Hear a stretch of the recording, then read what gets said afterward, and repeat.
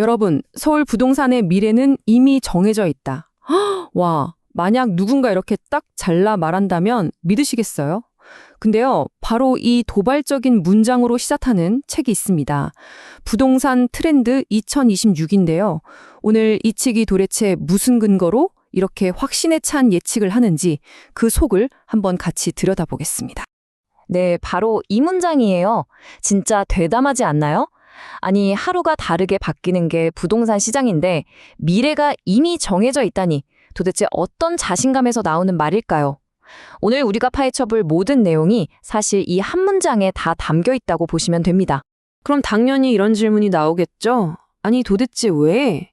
맞습니다. 가장 중요한 질문이죠. 이 책은요, 그 답을 딱 하나의 핵심 이론으로 설명하는데 그게 바로 상승 도미노입니다. 자, 이 책에서 말하는 모든 예측의 출발점이 바로 이겁니다. 상승 도미노. 어떠세요? 이름만 들어도 대충 감이 오시죠? 말 그대로 하나의 가격 상승이 다음 상승을 또 그 다음 상승을 불러오는 그런 연쇄 반응을 말하는 거죠.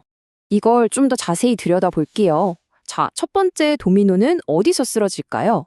바로 강남 같은 핵심 지역입니다. 여기서 가격이 한번 확 오르잖아요? 그럼 그 불씨가 바로 옆 동네로 그리고 또 그 옆 동네로 결국 서울 전역으로 도미노처럼 쓰러지면서 번져나간다는 이론이에요. 진짜 말 그대로 하나의 상승이 다른 상승을 밀어 올리는 그림인 거죠. 이게 어떤 순서로 진행되는지 한번 볼까요? 자, 1단계. 강남 아파트 값이 신고가를 딱 찍습니다.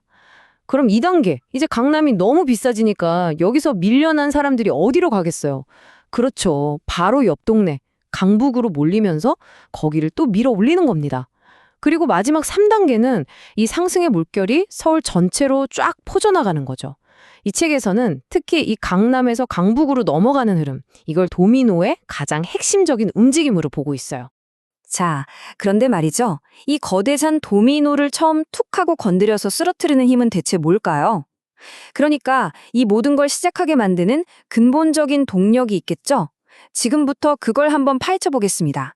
저자는 딱 3가지를 꼽습니다. 첫 번째는 서울의 정말 고질적인 문제죠. 만성적인 공급 부족. 그리고 두 번째는 의도와는 다르게 흘러가 버린 정부 정책들. 마지막 3번째가 뭐냐면 바로 금리 같은 거시 경제의 큰 흐름입니다. 이 3가지가 서로 톱니바퀴처럼 맞물리면서 거대한 상승 도미노를 만들어낸다는 분석인 거죠. 첫 번째 동력, 바로 공급 부족입니다. 근데 이게 그냥 집이 좀 모자라네 이 정도 수준이 아니라는 거예요. 이 책은 이걸 서울의 아주 오래된 고질병, 그러니까 구조적인 문제라고 딱 짚어서 말합니다. 생각해 보세요.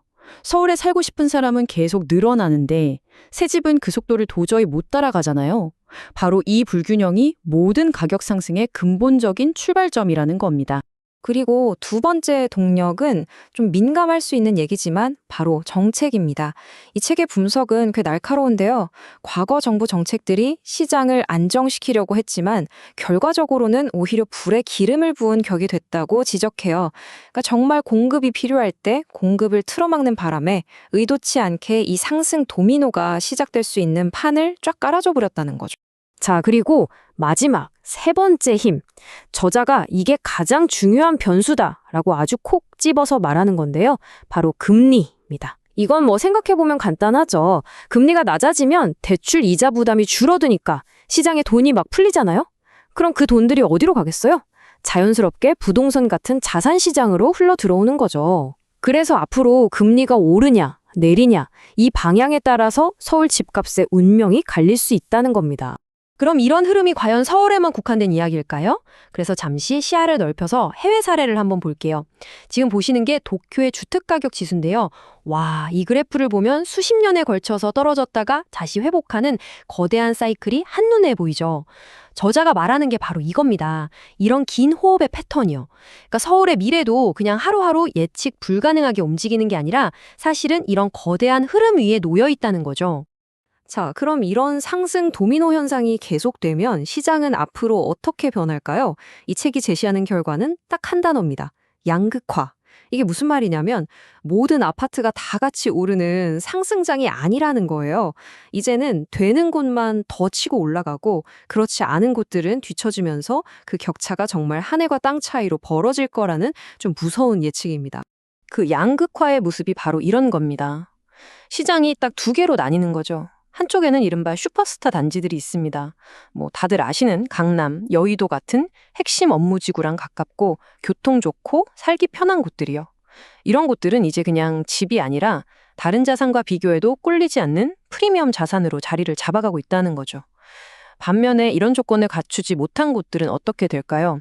안타깝지만 수요 경쟁에서 밀리면서 이런 상승 흐름에 올라타지 못하고 뒤처질 수 있다는 게 이 책의 냉정한 분석입니다. 자, 이제 퍼즐 조각들이 거의 다 맞춰진 것 같네요. 상승 도미노라는 큰 그림이 있었고, 그걸 움직이는 공급, 정책, 금리라는 세 가지 힘이 있었죠. 그리고 그 결과로 나타나는 게 바로 양극화고요. 그럼 이 모든 걸 종합해서 이 책이 내다보는 2026년 서울 부동산의 모습은 과연 어떨까요? 결론은 아주 명확합니다. 상승은 계속된다. 구조적인 공급 부족이라는 이 근본적인 문제가 해결되지 않고 거시 경제의 흐름이 이 판을 계속 지지하는 한 이 상승 도미노는 멈추지 않을 거라는 거죠. 그래서 결국 2026년까지 서울 부동산 가격은 계속해서 위를 향할 것이다. 이게 이 책의 최종 결론입니다. 오늘 부동산 트렌드 2026이라는 책을 통해서 서울의 미래는 정해져 있다는 아주 대담한 예측을 함께 살펴봤습니다. 물론 이건 미래를 보는 수많은 관점 중 하나일 뿐이죠. 정답은 아닐 수 있습니다. 하지만 중요한 건 이런 거대한 흐름이 예측되는 상황 속에서 여러분은 과연 어떤 준비를 하고 계신가요? 이 질문을 끝으로 오늘 이야기 마무리하겠습니다.